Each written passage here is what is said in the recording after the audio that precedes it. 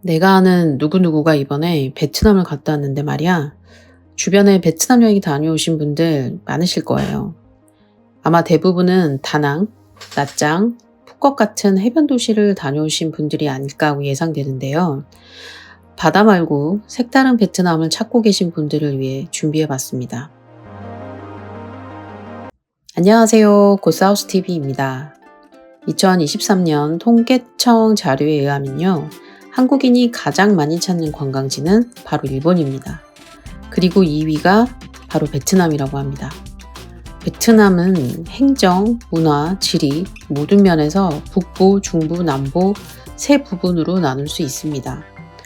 그만큼 자연, 환경, 경제 면에서 차이가 납니다. 오늘은 베트남의 다양한 면을 보실 수 있도록 북부의 산악지대를 거쳐서 님빈의 습지, 뽐약 해방의 지하세계, 중앙의 고원지대, 이국적인 남부의 무이네와 꼰다오성까지 베트남의 지붕부터 바닥 저 아래까지 랜선 여행을 떠나보도록 하겠습니다. 중국과 국경을 맞대고 있는 베트남의 북부 지역은요, 이국적인 중국 남부의 풍경 못지않습니다. 제 나름대로 박보 상경이라 이름을 붙여봤는데요. 박보는 한국말로 북부를 뜻합니다.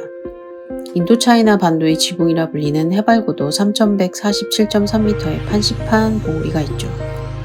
베트남은 물론 인도차이나 반도의 5개국을 통틀어 가장 높은 봉우리입니다. 판시판 봉우리를 가기 위해서는 사파라는 마을을 거쳐야 합니다. 이미 가보신 분들도 많으실 것 같은데요. 베트남의 주류를 이루는 것이 킨족이라면 인구의 약 15%를 차지하는 대부분의 소수민족들이 사파가 위치한 라오짜이에 모여 산다고 합니다. 이런 어 보신 적 있죠? 북부의 소수민족 중 가장 대다수를 차지하는 몽족의 직조품들입니다. 저도 예전에 가방이며 액세서리를 막 사던 생각이 나네요. 사파에서 가장 유명한 장소는요, 바로 다랭이 논들입니다. 계단식 논들이라고 하죠. 한국보다는 훨씬 크지만 중국보다는 조금 작은, 제 생각에 적당한 규모와 아름다움을 자랑하고 있습니다. 예전과 달리 많은 리조트들이 앞다투어 건설이 되었는데요. 개인적으로는 베트남에서 최고의 호캉스를 이곳에서 보낼 수 있지 않나 생각이 듭니다. 굳이 비교하자면 발리의 우부드 느낌이라고 할까요? 아침마다 내려앉는 자욱하고 신비한 안개, 사계절 내내 시원한 기후, 이국적인 도시 풍경, 사파였습니다. 다음으로 소개할 북부의 이경은 하장 루프와 반죽 폭포입니다. 이 루프는 굳이 우리식으로 표현을 하자면 둘레길이라고 말을 해야 할까요? 하장시에서 시작되는 인도차이나에서 가장 유명한 오픈로드 중 하나이며 이틀이나 나흘 정도 오픈로드를 따라가다 보면 정말 믿을 수 없는 풍경들이 펼쳐지죠. 베트남 북동쪽 끝, 중국과의 국경까지 달아르는 이 길의 길이는요, 400km에 달한다고 합니다. 모터사이클 다이어리라는 영화가 생각이 납니다. 마지막으로 북부 절경의 끝을 맺는 곳은 반지옥 폭포입니다. 정확한 이름은 데티안 반지옥 폭포인데요. 높이가 30m인 아시아에서 가장 크다는 이 폭포는 하필 베트남과 중국 국경에 위치합니다. 다시 말하면 중국에서 시작해서 베트남에서 끝나는 거죠. 역시 이 사이가 좋을래야 좋을 수가 없을 것 같습니다. 이런 스펙타클한 풍경까지 공유해야 하는 사이라니 말이죠. 다음 두 번째 추천 여행지 님빈시로 넘어가겠습니다. 님빈은 인구 3,000여 명의 작은 도시입니다. 하노이에서 90km 정도 떨어진 님빈은 기차로 1시간 30분에서 2시간 정도이면 도착이 가능한 곳입니다. 님빈은 하노이에서 접근성도 좋지만 무엇보다 2014년 유네스코 세계문화유산으로 지정된 장안 풍경구가 있습니다. 이 지상의 하롱베이라고 불리는 이곳은 땀꼬, 그리고 베트남 최초의 국립공원인 꾹폼 국립공원, 그리고 무아동물과 님빈의 전망타워라고 불리는 용봉우리로 이루어져 있습니다. 무화동굴은 사실 다낭의 오행산 같은 느낌이지만 일출과 일몰을 감상하기에 충분히 아름다운 곳입니다. 뿐만 아니라 동남아 최대의 절이라고 불리는 바이딘 사원이 있죠.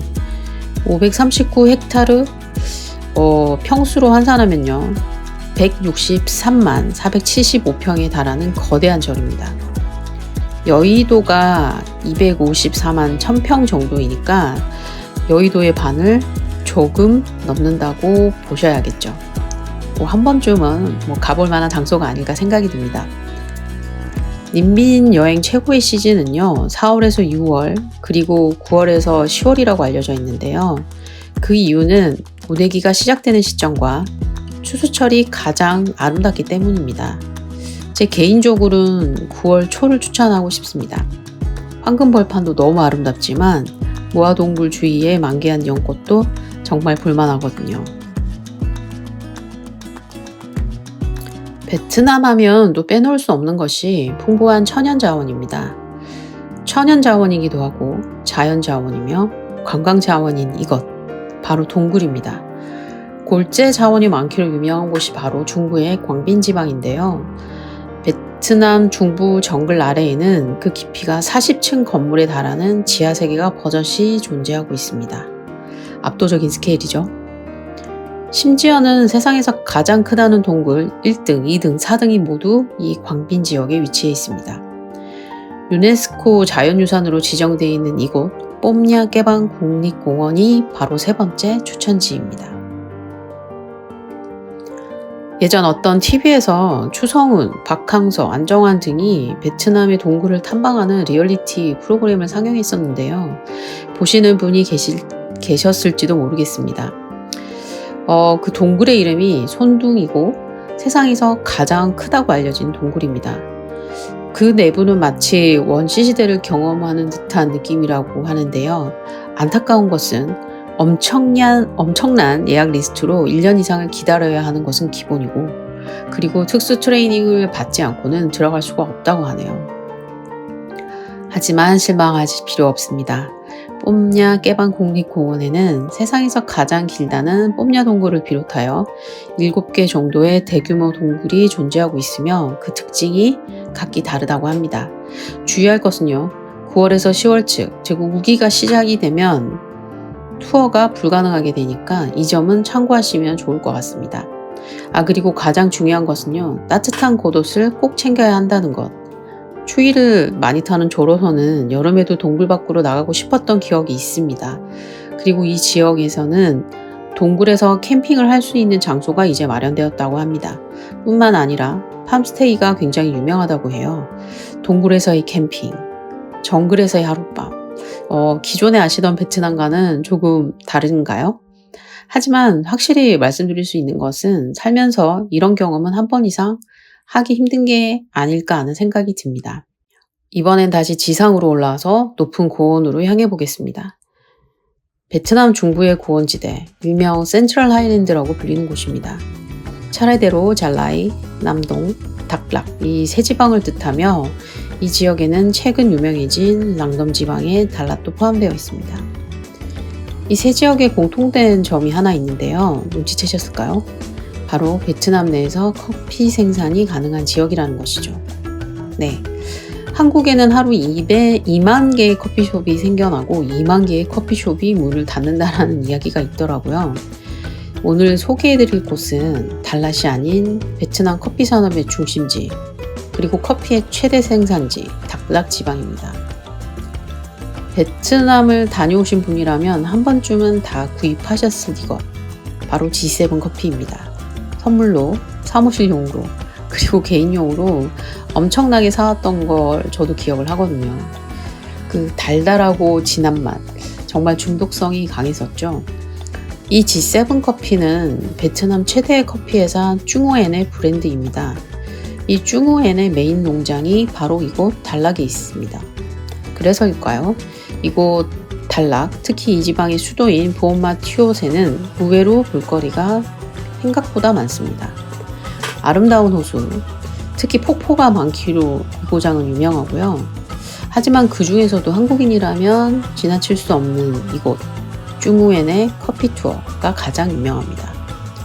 최적의 시기는 11월부터 4월의 건기 기간이며 커피 박물관, 그리고 커피 체험, 그리고 커피 농장 내 리조트에서도 머물 수가 있다고 하니 커피를 사랑하는 한국인이라면 한 번쯤 방문해 볼 만한 곳이 아닐까 생각이 듭니다.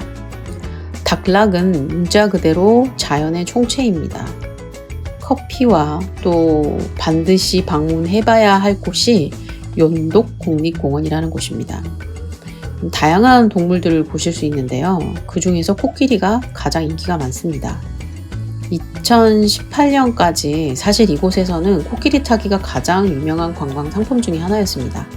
소수 민족들이 코끼리를 길들이는 것이 굉장한 인기 상품이었던 거죠. 하지만 지금은 이제 상상하셨겠지만 동물 보호 차원에서 이 관광 상품은 금지되었고요. 더 이상 코끼리 타기 관광은 하실 수가 없습니다. 하지만 이 연독 공원에서 평화롭게 살고 있는 코끼리들의 모습을 직접 보실 수 있습니다. 다음은 남부지방으로 내려가 보겠습니다. 제 기억에 클럽메드의 상품을 보면서 예전에 느꼈던 게 하나 있었는데요. 최고의 상품은 중요한 리조트에 짱 박혀 있는 것이구나 라는 거였어요. 제일 비쌌거든요.